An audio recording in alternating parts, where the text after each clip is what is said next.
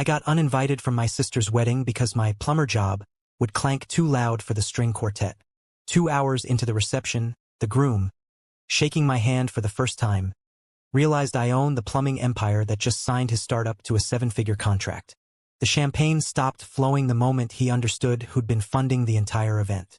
My name is Mason Harper, 34, Austin, Texas. I live in a restored 1920s bungalow in Travis Heights, the kind of place where the pipes sing when the wind picks up and the oak floors creak like they're telling secrets. Most mornings I wake to the smell of dark roast from the Chemex I bought the week I closed my first $1 million deal. Routine is simple. Check the weather radar, scroll through overnight work orders, drive 12 minutes to a low-slung warehouse off South Congress with a discreet brass plaque that reads, Harper Flow Systems, Corporate. Nobody in my family has ever seen that plaque. They still picture me under a kitchen sink, wrench in hand, mud on my boots. I never corrected them. Explaining felt like handing over the blueprint to a house they'd already condemned. I haven't spoken to my parents or my sister Brooke in 22 months. No birthday texts, no thinking of you cards, nothing. The silence isn't spite. It's insulation, like the foam we spray in crawl spaces to keep the cold out. 2 years ago, I was still wiring $3,200 every first of the month to cover the mortgage on their ranch style in Cedar Park. 6 years, 72 payments, $230,400 total. I kept the spreadsheet because numbers don't rewrite history. People do. It started the summer I turned 28. Dad's back surgery left him on disability. The VA checks covered pills but not the adjustable rate mortgage that ballooned after the refinance. Mom called from the cordless in the kitchen, voice thin as the ice on the birdbath. Just until he's back on his feet, Mason. The bank's talking foreclosure. I was knee-deep in permits for a downtown high-rise retrofit, sleeping in the office trailer between bids, but I set up the auto draft anyway. Until he's back on his feet became a year, then 2. Brooke graduated with a marketing degree, landed a junior role at a tech startup, and never once offered to cover utilities. I didn't mind the money. I minded the erasure. Brooke was the spotlight. I was the extension cord taped to the baseboard so the spotlight could keep shining. Her engagement photos still rotate on the fridge, white dress, cowboy boots, fiancé's arm around her like she'd won the lottery. My own business cards gather dust in a drawer next to the spare fuses. When relatives asked what I did, Dad would chuckle, Mason fixes pipes. End of story. I paid for Brooke's engagement ring appraisal, her bachelorette in Cabo, the $12,000 venue deposit for the wedding she was planning at a hill country vineyard. Every transfer came from an account labeled M. Harper, Operations. So the statements my parents glanced at looked like another service call. I told myself the secrecy was efficiency. Really, it was armor. 8 months before the wedding, I blocked 2 weeks on the calendar, booked a direct flight from AUS to San Antonio, and reserved a block of rooms at the Vineyards guest house. I texted Mom, I'll drive up Friday, stay through Monday. Happy to help with setup, teardown, whatever. Dad called back before the text showed delivered. His voice carried the same gravel he used when I was 10 and left the garage door open during a storm. Mason, maybe skip this one. I laughed, assuming it was a jab at my 2 left feet on a dance floor. I took the time off. I can string lights, haul chairs, whatever you need. A pause long enough to hear the ice maker drop cubes like gunshots. Brooke's fiancé closed a big round. Investors flying in from Silicon Valley. You showing up in work boots would tank the optics. The words hit like a burst pipe. Cold spray, sudden chaos. Everyone pretending the ceiling isn't ruined. I pressed the phone harder against my ear. I haven't worn steel toes to a family event since Grandpa's funeral. You know what I mean. People judge. Just Venmo the photographer like last time. I stared at the rain hammering my bungalow windows. My reflection looked suddenly foreign, like a stranger wearing my face. Dad, it's Brooke's wedding. I'm the brother of the bride. If you insist on coming, don't expect your name on the seating chart. Click. The house went silent except for the tick of the grandfather clock I restored after buying it at an estate sale in 2016. I opened the banking app, scrolled to the scheduled transfer labeled Mom and Dad Mortgage, and hovered over cancel. My thumb trembled, not from anger, but from the sudden clarity of a man realizing the ladder he's been climbing leads to a painted sky. I didn't cancel that night. I waited. Waiting is its own kind of torque. Wedding week arrived. I drove to the vineyard anyway. Checked into a boutique hotel in Fredericksburg under my middle name Lee, after our grandmother who died before I could ask if family was always this transactional. I spent 4 days watching my big sister become someone else's future. Brooke's Instagram glowed. Wine tastings, charcuterie towers, a string quartet rehearsing Vivaldi under a live oak. No tag for me. No wish my brother were here. I refreshed the vendor portal and saw the final head count. 182. My RSVP had evaporated like morning dew on stainless steel. Saturday, 5 p.m. The ceremony was flawless, white arbor dripping with smilax, sunset painting the hills gold, Dad in a navy suit that fit better than his temper. I watched from the service road through binoculars I bought for spotting leaks in hard-to-reach ceilings, then drove back to the hotel and ordered barbacoa I didn't taste. The consomme sat cooling while I stared at the ceiling fan spinning lies about comfort. Reception started at 7. I showered, put on the navy suit I wear to city council meetings, and drove to the venue. The valet knew my F-150. I'd retrofitted the entire property's water system 2 years earlier after a freeze burst. He waved me through without asking for the embossed invite.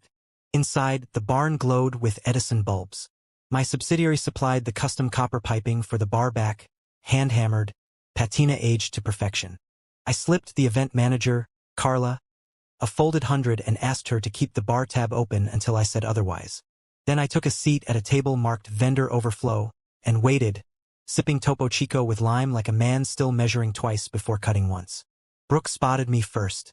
She floated over in a dress that cost more than my first service van, smile tight as over-torqued galvanized. Mason, what are you doing here? Quality control. I lifted a glass of the Tempranillo we'd sourced from a vineyard I'd plumbed last spring. Security started toward us, 2 off-duty deputies in cheap tuxes. Brooke raised a hand bedazzled with crystals. It's fine. He's family. The word tasted like backflow from a clogged drain. Dad appeared next, face red from Cabernet and indignation. I told you not to come. I heard you. I stood. But the bride's water pressure is my spec, and I wanted to make sure the fixtures held. Brooke's fiancé, Tyler, joined the circle. Stanford CS, series of funding, the kind of guy who says synergy without irony and orders, whatever the sommelier recommends, at places he's never tried. Wait, you're the plumber? Something like that. Carla approached, tablet glowing. Mr. Harper, we're at 92% of projected bar spend. Should I cut the reserve list or keep the aged tequila flowing? Every head swiveled. Tyler frowned. Harper? As in Harper Flow Systems Harper. Carla nodded like she was reading a work order. Yes, sir. Mr. Harper signed the retrofit contract for our new HQ last month. 7 figures over 5 years. Brooke's bouquet slipped. The smilax looked suddenly heavy. Mason is the owner? CEO? I corrected. My partner handles residential. I stay commercial. 47 patents. Last I filed. Dad's mouth opened, closed, opened again. Mom arrived late, clutching a program like a shut-off valve. But you said you fix toilets. I said I worked with pipes. I turned to Carla. Close the bar. Comp the dessert course Mexican chocolate pâte de crème, the one with the chili infusion. Then send the final invoice to my assistant. Mark it, family discount. Brooke's eyes filled. Not bridal glow. The mascara held, but the smile cracked like cast iron under thermal shock. You paid for everything? Venue deposit, floral arches, late-night tacos from the truck I franchised. I wired the band this morning. $8, $500, non-refundable. I checked my watch. You've got about 11 minutes before the DJ announces last call. After that, cash bar. Tyler recovered first, smoothing his vest like a man who'd just realized the pipeline runs through his own backyard. Sir, this is extraordinary. We'd love to have you at the head table. Seats taken by cousin Derek, I believe. The one who still calls me Pipe Boy at Christmas. I smiled the way I do when a building inspector misses a code violation. Enjoy the evening. I walked out past tables of aunts who used to slip me $20 to snake their drains on Thanksgiving. Nobody stopped me. The night air smelled like oak smoke and regret. Sunday morning, my phone exploded. 52 missed calls, 31 texts, 4 voicemails that escalated from confusion to desperation. Mom's trembled. The venue won't release the final bill until you sign. Tyler's investors are asking questions. Please, Mason. Dad's was clipped. Call me. Now. Brooke's text was a single line. You ruined my wedding. I brewed coffee, opened the spreadsheet, and deleted every line item labeled family. Then I blocked the numbers. The silence that followed wasn't empty. It was full of pressure I'd finally learned to release. 8 weeks later, a foreclosure notice appeared on my parents' door. The lender, my holding company, Harper Capital, hadn't received payment since the auto draft stopped. Mom called from a neighbor's phone. Mr. Gonzalez says we have 60 days. Where will we go? I let it ring. Brooke showed up at my bungalow unannounced on a Thursday evening. Eyeliner smudged like a leaky joint. She wore the same UT hoodie she'd borrowed in college and never returned. I got demoted. The VP said I created a conflict of interest by bad-mouthing the owner's brother. She laughed, bitter as copper sulfate. I didn't know the owner's brother was you. I offered her water. She declined. I'm sorry, she whispered. I should have asked where the money came from. I just assumed. You assumed, right? I could afford it. Question is why I kept paying after you stopped seeing me. She left without another word. The hoodie stayed on the porch swing like a ghost that couldn't decide whether to drip or dry. Christmas came. I catered for the warehouse crew, 60 employees, 5 smokers, endless brisket and pecan pie. My phone stayed silent. No, where are you? No cranberry emergencies. The quiet tasted like freedom earned one unpaid invoice at a time. Last month, Dad emailed from a Yahoo address I didn't recognize. Subject: second chance. Body: your mother's arthritis. The house needs foundation work. We can't afford Medicare supplements. For $1,000 a month would keep us afloat. You owe us that much after we raised you. I forwarded it to my attorney with one line. Draft a lease to own at market rate. If they sign, proceeds go to a local veterans plumbing scholarship in Dad's name. They haven't replied. Sometimes I drive past the Cedar Park house on my way to job sites. The lawn's patchy. The mailbox stuffs with coupons for services I don't offer. The for sale by owner sign went up last week. I don't slow down. I used to think family was a pipeline you maintained forever, pressure building in silence. Turns out it's a subscription. You can cap it when the flow stops adding value. I still keep the spreadsheet.